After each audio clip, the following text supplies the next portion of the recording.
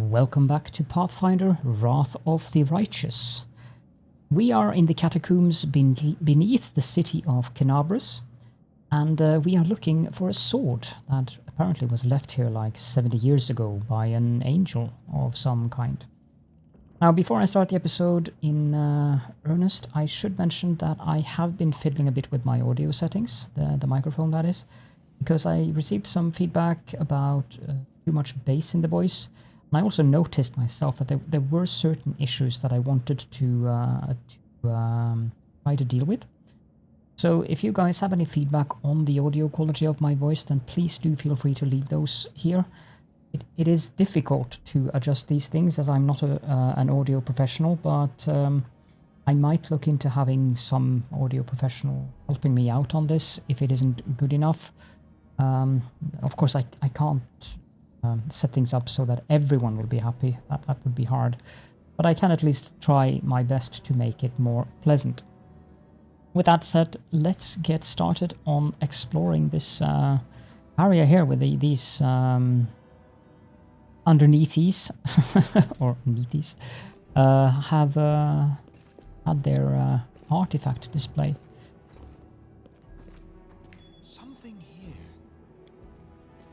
Something there, and there was also something there. The room looks like an improvised museum, or perhaps some kind of temple. Upper ring.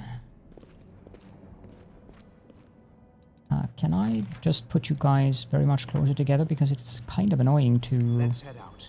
Only one of them have high perception. I found something. Oh dear. Something? Let us be careful.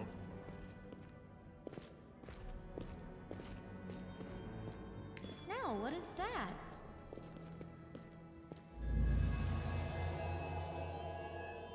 Found the sword.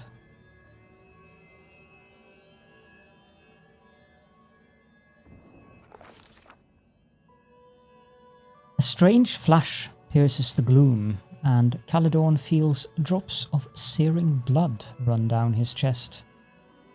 The wound healed by Terendelev reopens and weeps scarlet, but there is no pain or weakness. A hazy scene appears, a cave chamber. This one, or another one entirely? Caledon's heartbeat quickens, and a stream of thoughts suddenly bursts into his mind, thoughts that clearly belong to another. Treachery. They betrayed me, trapped me, and stabbed me in the back. My trusted allies, my treasured friends, the people I swore to protect, the people for whom I descended from heaven and came to this turbulent mortal world. There they are, up ahead, in the gloom of the cave. What are they waiting for? Are they afraid to draw any closer? Do they believe I am about to die from their traitorous blows? Next to me, a quiet moan. A girl with a golden braid lies on the rocks, clutching her slashed side. She refused to join with the traitors and paid dearly for it. I could have tried to run, but I will not. Whilst I still have strength, I must. While recognizing the foreign origin of these thoughts, Caledon intuits that he can control them somehow. Let's try to heal the wounded girl. A spark of healing magic illuminates the eerie, murky scene before Caledon. The wounded girl opens her eyes and whispers, "Mario, you said that everything was going to change soon. You said you and the other warriors of heaven would be leaving us on a grand mission to stop the demons forever. That true?" The frenzy of foreign thoughts comes faster and faster, like a rushing river, and images flash by one after another. A priestess in colorful robes observing the stars, a young female paladin praying, clutching her glowing sword, a majestic golden-winged angel gazing into the distance, his face covered by a helmet but his voice ringing clear. Only if you're willing, and only if you are ready. There is no going back. "Then don't waste your strength healing me," the girl whispers. "Your mission is more important. You take care. It is near." There, in the vision, the darkness in the cave stirs into motion. Something massive appears from within its depths. A vague shadow, an outline, a nightmare come to life. A wave of odious chirruping and rustling emanates from the shadow, the sound piercing like hot irons lancing through flesh and bone. The traitors fall to their knees before the shadow in reverent ecstasy, and the wounded girl thrashes in her death throes. We have Will, which we have a +5 modifier to. Knowledge Arcana, +5 modifier to. And we can do nothing. We have to try.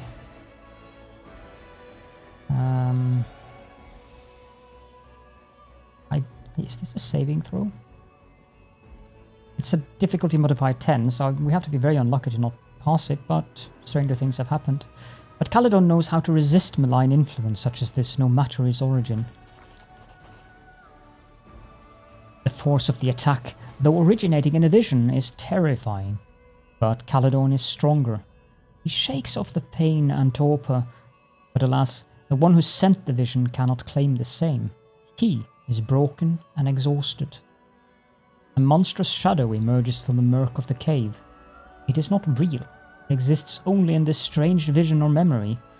But the thrill of fear it provokes is more than real. The shadow's features starkly resemble those of Descari, the terrifying demon lord. In a movement as swift as thought itself, the monster's hand is wrapped around the throat of the one they call Lariel. The foolish angel struggling on the rocks, like a fly with its wings torn off, intones the shadow. Its voice changes as it moves, shifting from a quiet whispering to a sonorous shout, becoming young, but then old and quavering. Where is your goddess, angel? Where is her self-assured herald? How is it that you are dying here alone, so far from the light of your heaven? A strange calm envelops the thoughts of the one called Lariel. He recognizes who stands before him, and he knows he will never bow before this enemy. The flaming sword flares to life in his hand, bright, pure, flickering with multicolored sparks like a sunbeam through stained glass. Slash. The blade slices through the demonic creature's flesh, and the monster recoils with a howl, releasing his grip on Lariel's throat.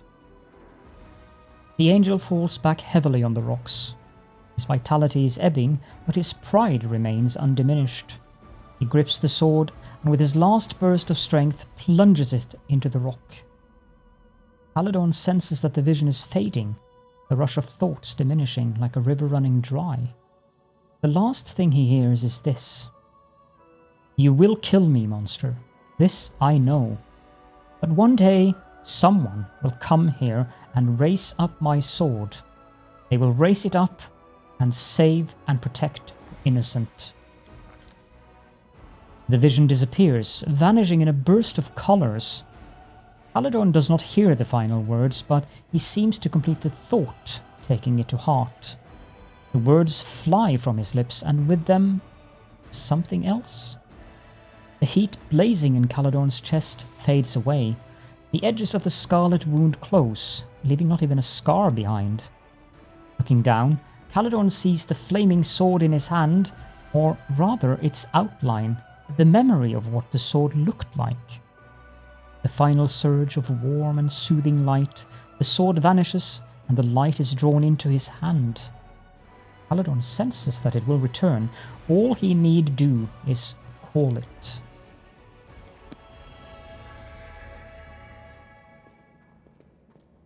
Hold on. Hey, are you all right? You were kinda glowing just now.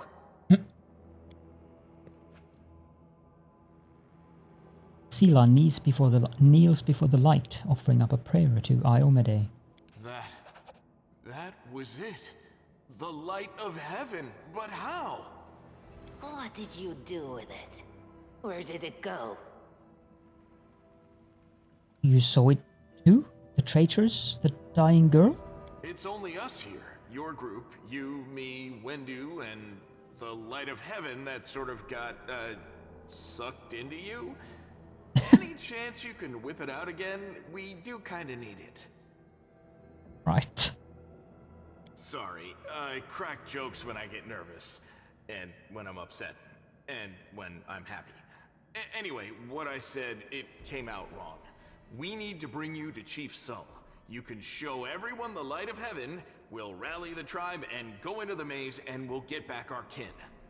This guy reminds me of Wally. There is no doubt about that.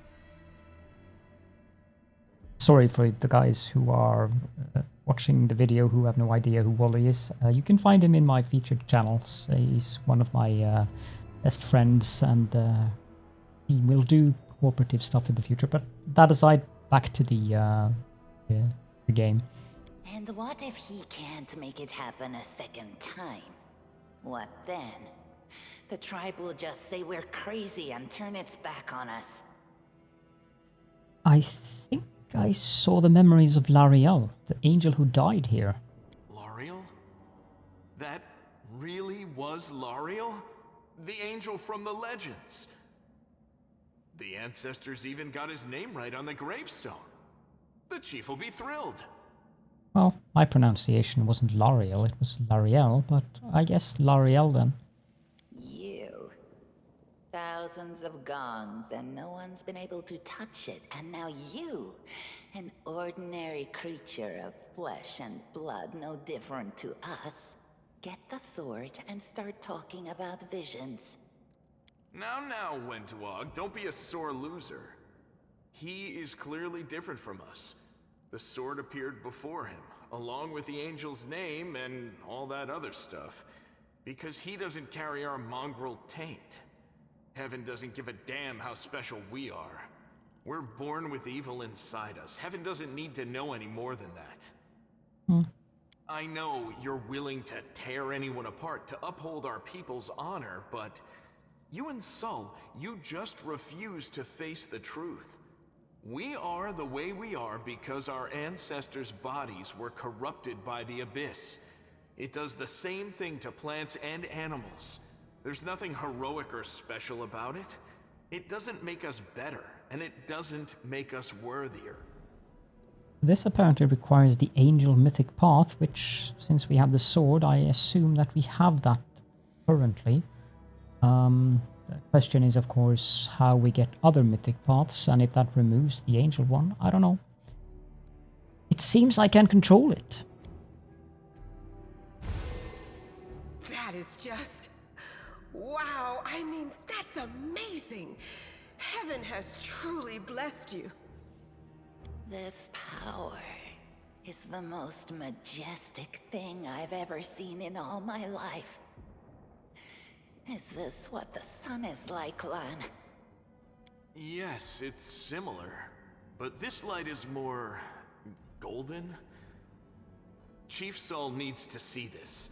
Now that we have the power of angels on our side, he can't say no. He'll have to assemble a troop to storm the maze.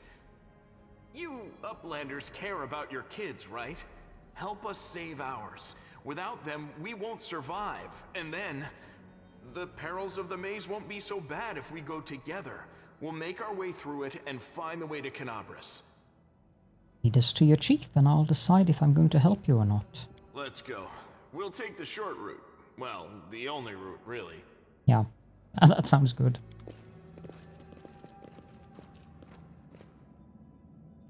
So there should be What a... do we have here? What? Oh, it's the rubble there. The new acquaintances are willing to help and will lead the way through the shield maze, but first a visit to their village is in order. So we get these two into the party now. Ears. Yeah, you really do. You really are all ears as well, or at least one ear. So this guy is Zen Archer, which is great. He's using a longbow. Not a lot of perception. How are our skills actually? Sila is not exactly what I would say very useful. -5 athletics, -7 mobility, -7 stealth. He's got a little bit of persuasion, which we really don't need, since we have that on the main character. And, well, I guess the tiny bit of knowledge world might be useful. So if she's going to be remaining in the party, I guess I'm going to focus on the knowledge world here. Amelia, she's very good at trickery. I don't like that she's undetectable on alignment, but she does have protection from evil. Does everyone have that? Yes, everyone has that. She's a spirit hunter. She's a shaman, okay. And this guy, he has high perception, high athletics, high mobility. That's good. So he's quite useful for the party, even got some lore nature. Now, Wenduag, high perception, high lore nature, high stealth, high trickery, and also high mobility. She is a fighter. Let's have a look at their biography. Yeah, I kind of figured that this gal was evil. She's neutral evil. This guy is lawful neutral. I have no idea what she is. She, of course, is lawful good, and we ourselves are neutral good. But I don't know about Anivia, since we haven't got her into the party. Let's get across. The mongrel did it. Yeah, okay, so this is how the stuff works. I'm actually going to read that so that people who are not familiar with how the Dungeons & Dragons / Pathfinder systems work. So the most commonly used dice has 20 sides, which is denoted in the rules as a d20, and it looks like that. And it is the die that you roll during attacks and skill checks, so it is rolled all the time when you play these style games, tabletop, and also when you're playing this game. So when you need to roll dice, the specific type of roll is denoted as XDN. So for example, you could have Fireball, which does up to 10 d6, which would be up to 10 6-sided dice that you roll. So N is the number of the sides of the die you can use in this case, and X is the number of the dice rolled. 1d20 means the result can be from 1 to 20, one roll of a 20-sided die. 2d6 means from 2 to 12, and so forth. And trying to get over the rubble, your character Lan got the result 18, which was a result of the sum of a dice roll of 11, and then the modifiers from her skill, which was mobility skill bonus. And in Lan's case, he has 7 in mobility, which means 11 plus 7 equals 18. And we are at the other side of the rubble. Let's just... Okay, so there's a giant spider down there. I probably want to go back to this. I don't really like that formation. Can we do this a little bit different? We want Sela to be in the front. We want her... I think it's Camilla. So Caledon... I think she fight with a bow, so we want to look like... approximately like this.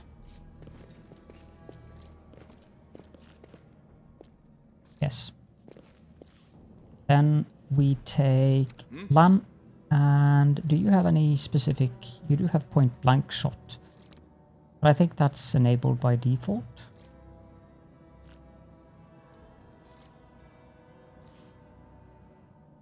Forces you. Okay, so if I enable that, it forces me to go into range. Let's just shoot it. Be careful, everyone. And he hit. And it shoots twice. Isn't that useful? And that actually ended the combat as well, so... Save the last one for me. But there's another one. That was a young giant... No, so that was a giant spider. This is probably its offspring. Does this have a giant eye on its back? I don't know what that is. It looks like a giant eye. They'll beg me to stop. Oh, it died.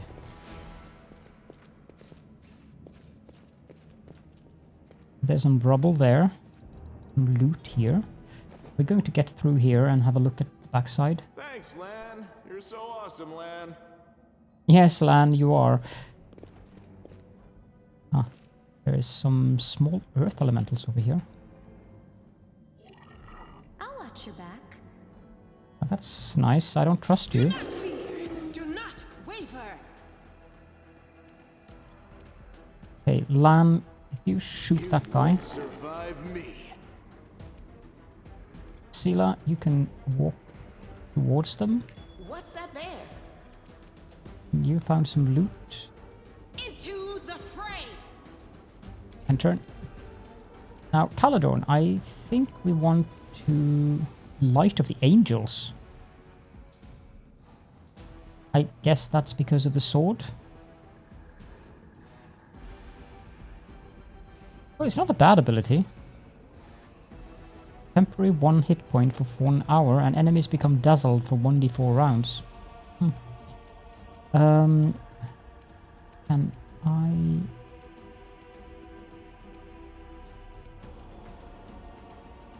I think I have all my spells down. Okay, so I'm just gonna shoot it. Need to wait until I get my magic missile. So we need to become level 3. Wendwag, shoot. Lan, shoot. Endure this. Very good. It didn't even get any damage to us. Or they didn't. There's a wand of cure light wounds here. That's useful. Can I? No, I don't. Now I remember. I did forget to take one skill. I should have put a skill point in use magic device instead of knowledge world. I'll rectify that when we get level 2.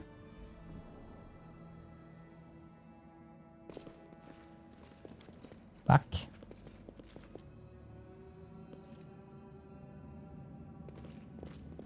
Bag of loot here. Loot pieces.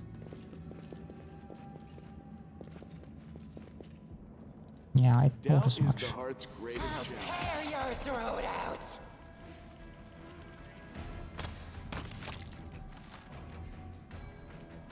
Okay, so there's something more here. I have no idea what it is. You go there.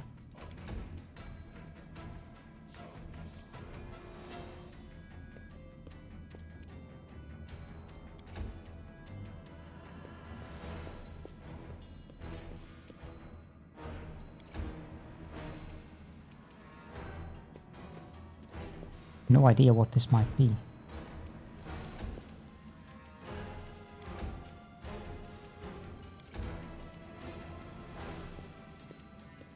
Ah, it's a giant centipede.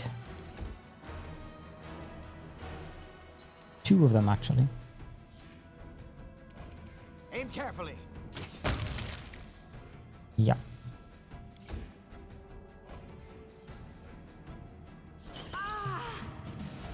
I'll cut you wide open.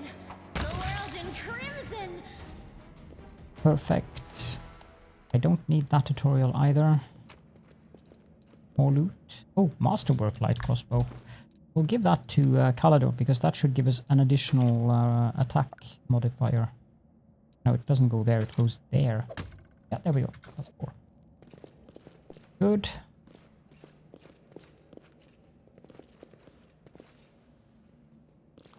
I found Yeah. something. Really? Okay.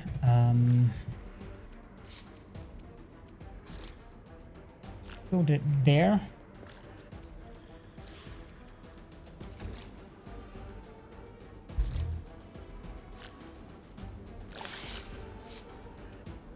Wendwag, shoot the giant spider. For me. And attack the giant spider. Take you. No glory Have one without attack. risk. Forwards. Thank you. Hopefully Lan can kill the young one. No, he missed. So did that, so that's Spirits okay. demand your blood. They do?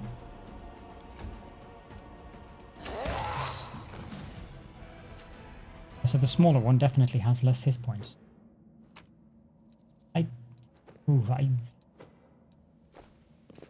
Spiders. Meeting one of those spiders like that in real life would have probably given me a very prompt and instant heart attack.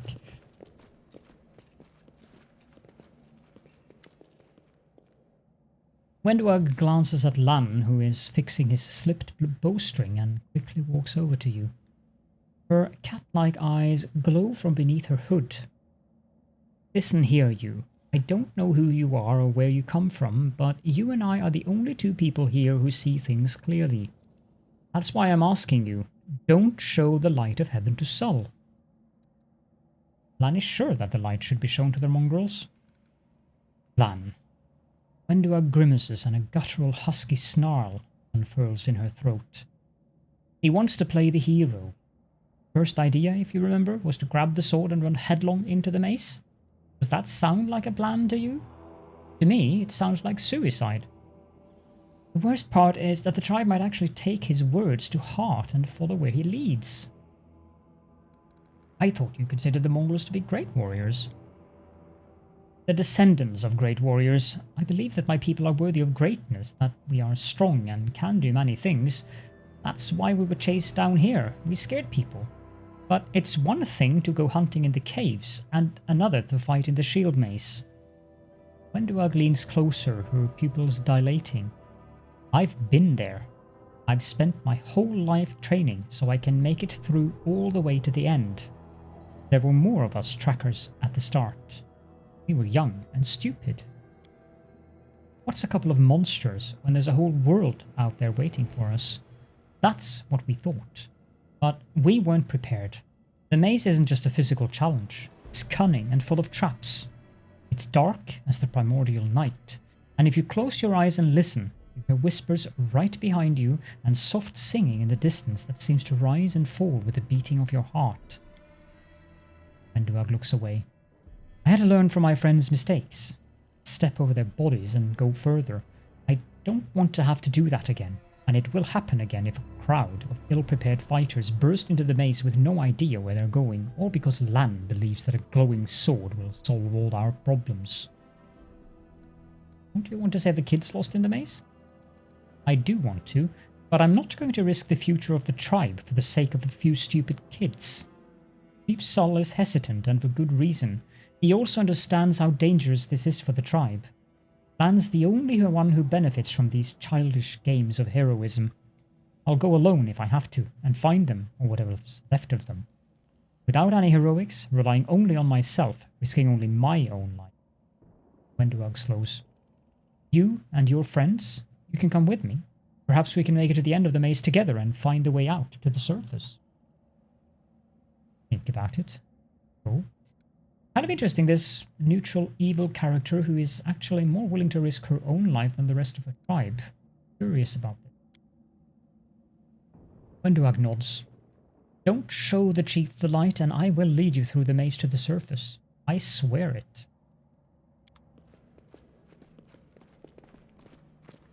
I actually think she would.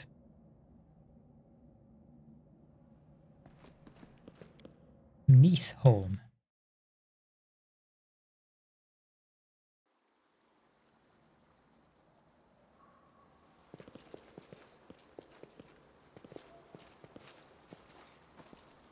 Here we have found the mongrel village, Neathholm.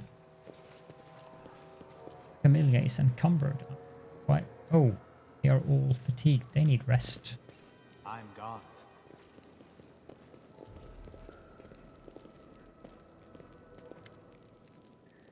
Your first impression of the mongrel village is of a squalid dump with the odors to match.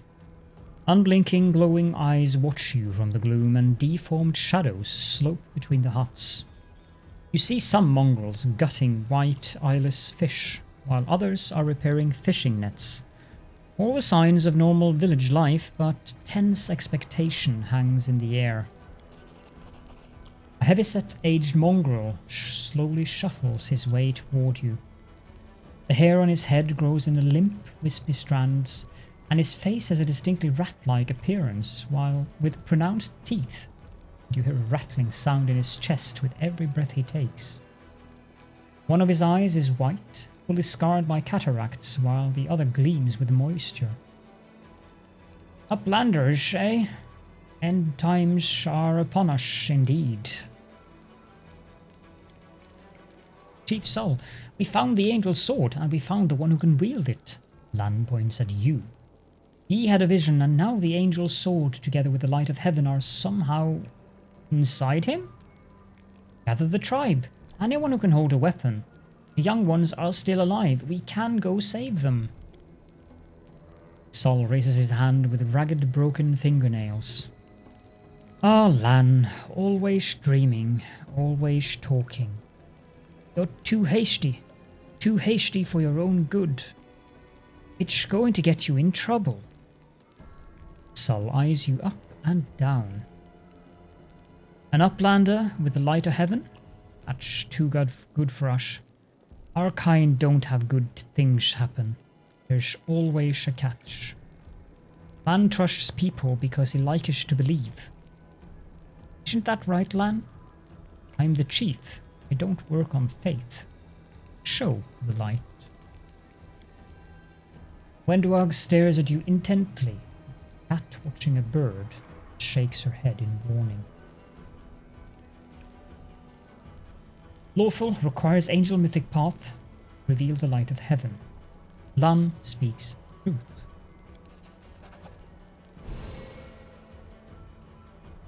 The heavenly flame flares to life at your unspoken command.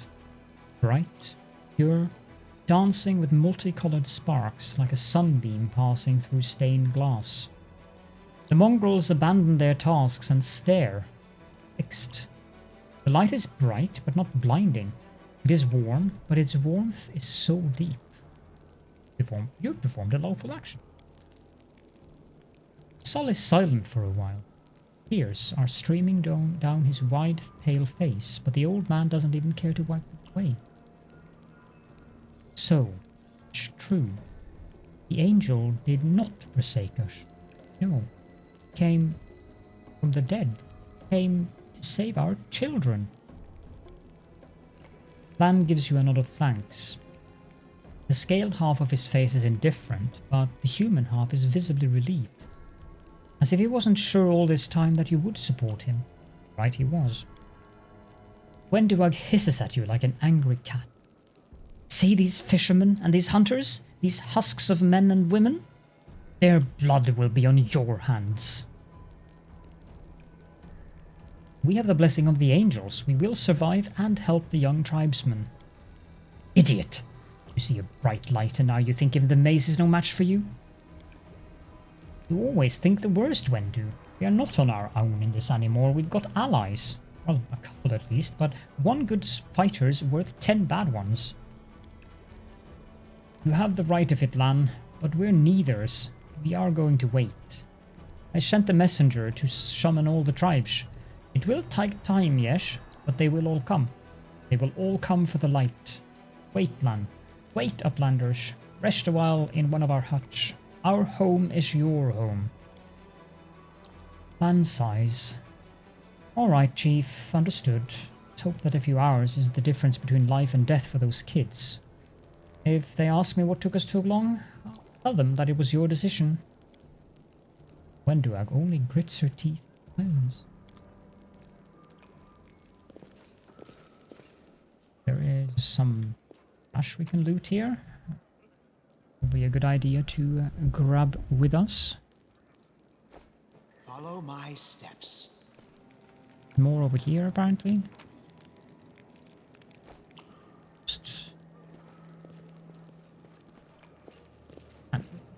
So he said that the tents are ours, but I'm not sure about that, because we can't enter any of them.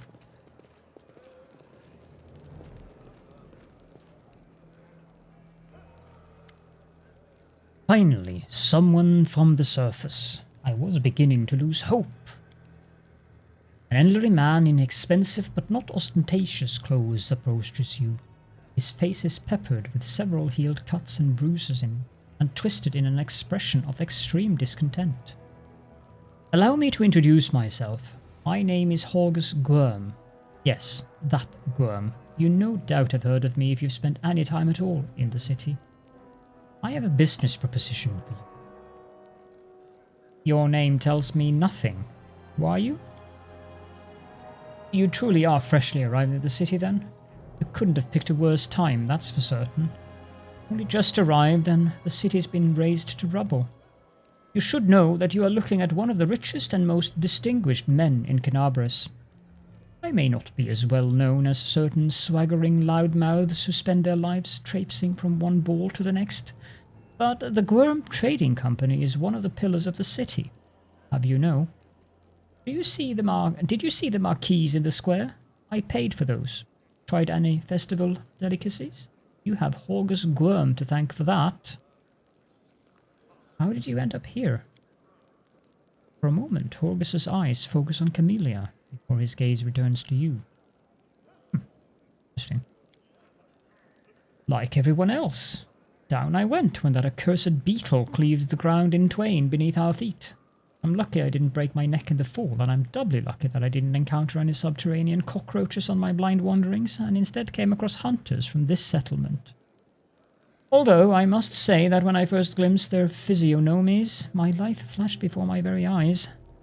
But they turned out to be decent chaps. Frightened to look at, but able to keep a bargain. You don't speak very kindly of the mongrels, even though they saved your life. Ah, kind words are for people with hours to fritter away in pleasantries. Horgus Gwerm speaks his mind, and he pays for services rendered not with kind words, but with hard coin. I gave the mongrels my dagger in exchange for their help. Handle is worth more than their whole village. What kind of business proposition? I don't know what is happening on the surface right now, but I am determined to find out. You have no intention of seeing out the rest of your days in this village, I suspect. You must find a route back to the surface, to the city, if there's anything left of it. You are a spellcaster, I presume? A sorcerer? A wizard? I can't tell which exactly, but it doesn't matter. Spells are always useful, especially in a situation like this. You are strong, it will be no trouble to you, but I, alas, am not as fit as I once was. I can't go crawling about through caves playing at scouts. My proposition is simple. Lead me back to the city and I shall pay you 1,000 gold coins. I suggest we help this man. It is good to have friends among the Canabras elite. I mean, I actually know, because this is where I ended the game, that because I wanted to answer this, I'm not interested in your proposition. Then she will take the money instead, and I'd rather take the party. So we're going to go with the diplomacy 16, because we only needed 2 on the die roll to do that, so 2,000 gold. Horgus's gaze is piercing. Are you taking advantage of my dire circumstances? Very well, make it 2,000. Money first. I would gladly pay in advance, but all my wealth is up on the surface. Fear not, the word of a Gwerm is worth more than a platinum. Ask anyone. Horgus Gwerm has never reneged on a deal. Deal. Splendid. In the meantime, I shall sit here in the village. We have to go. Go on, go on. Don't forget our agreement. Find the way out, be sure to tell me.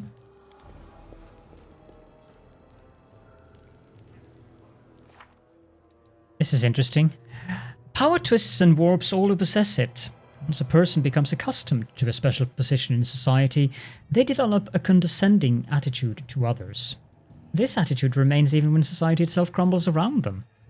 Horgus Gwerm, a man blessed by noble birth and no small amount of superiority, has found himself in unusual circumstances.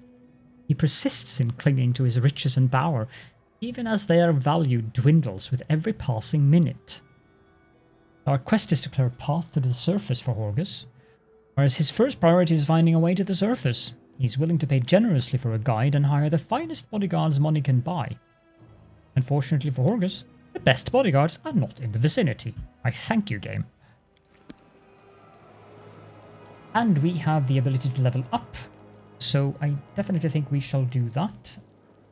Let's just quickly have a look here, because I need to, when I do leveling up, since I've created a tutorial guide on the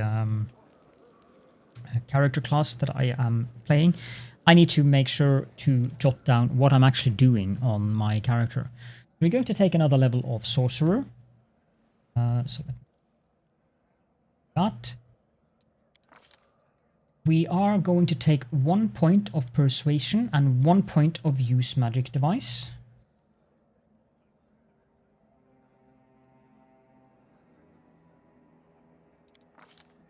And that's it for this level. For the other ones, that's a different story. I'm going to keep her as a paladin. So we'd like her to take... she has 3 points. She doesn't need persuasion. Take knowledge world. Knowledge... Tricker. Wow. Why does she have trickery? None of these are of any use at all to her. So knowledge world and for nature, I guess, or maybe knowledge arcana since we have Lan. We'll take these two for her. Get lay on hands. Yeah, beginning at 2nd level, a paladin can heal wounds by touch. Number of times equal to half her paladin level plus her charisma modifier, so that would be 3 times. And 1d6 hit points for every 2 level of paladin. Minor cure light wounds thing. Actually a little bit better since I think cure light wounds is 1. I don't remember exactly. Amelia, I'm just going to continue. For her. Trickery, yeah, that seems fine. Charming traps and stuff. While we have her, we might as well use her. The other one we can is that's not a class skill, so let's take lore. It's a hex. Oh, gee, we have a lot of these. I'm gonna take healing because it's good to have more healing in this group. Other hexes. I'm sure they're good, but I am not familiar with these at all. So it's like, I know we are going to need healing. Lan, the Zen Archer is definite. So Lan, athletics, mobility, and perception. That's excellent. Precise shot. You can shoot or throw ranged weapons at an opponent engaged in melee without taking the standard minus or penalty. That's very good. And we'll take way of the bow longbow, since he is using a longbow, and I'm intending to keep him at longbow. If he's going to be a party member game, I don't know. Then Wendu. Just keep her at fighter. Give her lore nature and perception. I think that's good. It's good to have several characters at perception because one of them might fail their role while another one might actually succeed. So keep that in mind when you level up your characters. I don't know exactly how much that would give her in athletics. Quite a bit actually. So we probably should take a point in athletics instead of lore nature currently. And then we'll go back to lore nature just to get her up a little bit in athletics. Because the difference between 3 and 7 is quite nice to have. Gets a bonus weapons feat. Let's give her weapons focus. She's using a longbow as well. Since fighters get so many bonus feats, it's like every 2nd level, she will get other feats as well. And quite useful to have her on a bow for the time being, since we're such low level. And we do have a paladin with a shield that can do the tanking for us. We should also have a look at how they are equipped. Yeah, she's equipped with a longbow. He's equipped with a longbow. She's equipped with her rapier and buckler. And she's, of course, equipped with longsword and shield. She also has a short bow and an ever-burning torch. And she's the only one who has multiple choices here. Did we get anything useful here? Yeah, we got the Wand of Cure Light Wounds. I'm going to put that on Caledon so he can do some healing. These braces of armor, we're going to put those on. You have a changed shirt, so it's going to be one of these two.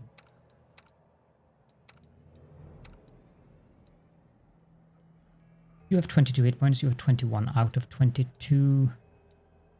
I feel he's a little bit more important than her, so we'll dot him up to 18. Doesn't help to put on the Caledon because it's pitiful 13 armor class. Let's put one of these. We have quick to that.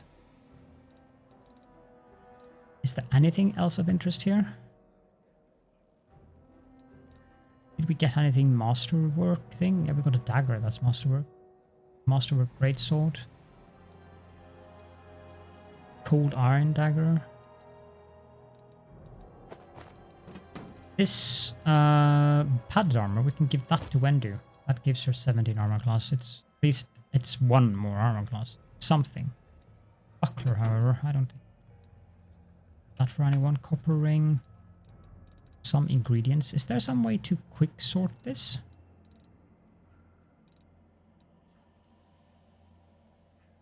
Right, there's various sorting mechanisms, but I don't know if I'm going to do that. 3 scrolls of inflict. If you have to be evil to use that. No, because apparently I can. Why are these not? Oh. The Camellia can use these. I'm gonna give her 2.